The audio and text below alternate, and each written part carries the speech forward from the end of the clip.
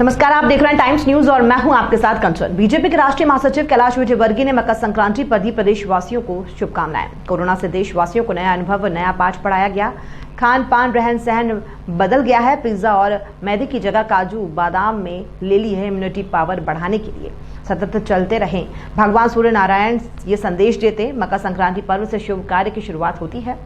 नगर निगम चुनाव में बहुत सारे लोगों को टिकट की चाह रहेगी। निराश नहीं होना, अगर टिकट नहीं मिले तो हाथ की लकीर में टिकट नहीं है तो अगली बार मिल जाएगा।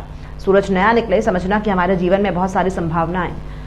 हर दिन संभावना के लिए सूर्य देवता हमको दर्शन देते हैं। आज सूर्य देवता उत्तरायण में जा रहे हैं। आपका जीवन मंगलमय हो, शुभकारी हो, कैलाश विजयवर्गीय ने कहा। 5 सालों में पश्चिम बंगाल में इतना काम कर दिया कि टीएमसी के लोगों में निराशा आ गई है। कल से बड़े दिन शुरू होंगे, मांगलिक कार्यों की शुरुआत होगी। कोविड के चलते समाज में जागरूकता आई है। इस बार ममता दीदी की पतंग जरूर कटेगी।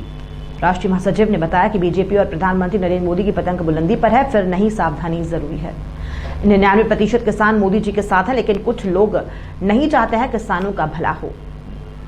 बाहर से इन्वेस्टमेंट होता है तो देश के विकास में सहयोग मिलता है। टीएमसी के 41 विधायक बीजेपी में आना चाहते हैं। अगर उन्हें बीजेपी में शामिल कर लिया तो ममता बनर्जी की सरकार गिर जाएगी। देश के 3 करोड़ वैक्सीन लगाने जा रही है केंद्र सरकार। पहले फेज में फ्रंट लाइन स्वास्थ्य कर्मचारियों की वैक्सीन लगाई जाएगी। बीजेपी के राष्ट्रीय महासचिव कैलाश विजयवर्गीय ने कहा है कि पश्चिम बंगाल में हिंसा की राजनीति होती है। देखिए, ममता जी की पतंग तो कटेगी 100%, क्योंकि हमने इतनी ढील दे दी है कि अब तो एक हाथ खींचेंगे और सरकार गिर जाएगी। तो हमें विश्वास है कि ममता जी की पतंग तो अब गई, पर हाँ, भारतीय जनता पार्टी और मोदी जी की जो पतंग है वो बुलंदियों पर है। पर कितनी भी बुलंदी पर हो, सावधानी बहुत ज़रूरी है, क्योंकि कभी भी हवा का कोई भरोसा नहीं, बरसात का कोई भरोसा नहीं। बरसात का बादल तो दीवाना है, क्या जाने किस राह पे चलना है, किस छत को भिगोना है। इसलिए सावधानी बहुत ज़रूरी है। मुझे बहुत प्रसन्नता है कि मोदी जी ने किसानों के लिए बहुत अच्छा बिल पारित किया। इस देश के 99% किसान उनके समर्थन में हैं, पर कुछ किसानों के नाम पर इस देश के अंदर राजनीति हो रही है। उसके पीछे कुछ ऐसी ताकत काम कर रही हैं जो देश का हित नहीं चाहती, जो मोदी जी के विरोधी हैं। मोदी जी के विरोध करना चाहिए। मैं प्रजातंत्र में विरोध होना चाहिए, पर उसके कारण देश का विरोध हो, देश की बदनामी हो। अभी मैं आपको बताऊं कि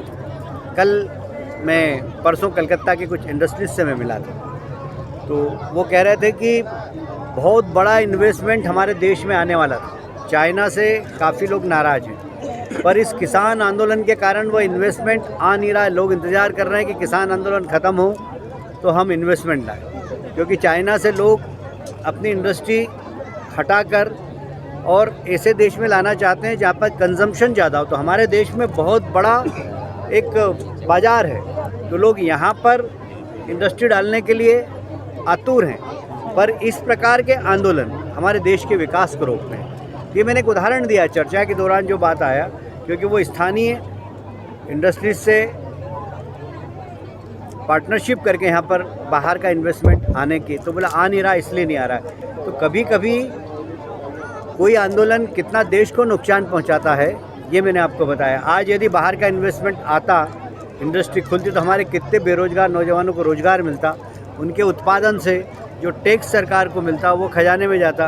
वह खजाने में गया हुआ टैक्स सेना में लगता और सेना को मजबूत करता। तो जो दुश्मन आँख दिखाते हैं वो आँख दिखाना बंद कर दें। तो कुल मिलाकर चक्र, जो अर्थ चक्र है, वो चलना चाहिए, पर इस प्रकार के आंदोलनों से रुकता है। और इसके पीछे ताकतें कौन हैं, ये सारा देश पहचान गया है। मुझे उम्मीद है कि जो आंदोलनकारी वो भी इसको समझेंगे। सर, वैक्सीनेशन तरीके से साउथ में पोंगल के रूप से मनाते हैं, आसाम में बहू के रूप में आज रात भर जश्न चलता है। मैं एक बार मकर संक्रांति पे आसाम में रहा, पर वहाँ पर नॉनवेज का बड़ा वो है, तो मैं देखने ज़रूर गया था वहाँ बहू कैसे मनाया जाता है। तो रात भर लोग नृत्य करते हैं, भजन करते हैं, बुज़ुर्ग लोग, नौजवान लोग नाचते हैं और रात भर जश्न मनाते हैं। ये जश्न इसलिए मनाते हैं कि अब छोटे दिन गए, अब कल से बड़े दिन आएंगे। और बड़े दिन देवायन दिन बोलते हैं इसे, देव के दरवाजे खुलते हैं, ऐसा माना जाता है। तो इससे मांगलिक कार्य भी कल के बाद प्रारंभ हो जाएंगे। तो ये सब जीवन को एक संदेश देने वाला त्यौहार है कि आप गत वर्ष हमारा बड़ा निराशा में गया। कोविड ने हर व्यक्ति को प्रभावित किया। समाज में डिसिप्लिन भी आया है, लोग खाने पीने व्यायाम में सब लोग ध्यान देने लगे हैं। तो एक अच्छा संदेश भी है। हमेशा ठोकर जब व्यक्ति खाता है तो संभलता है।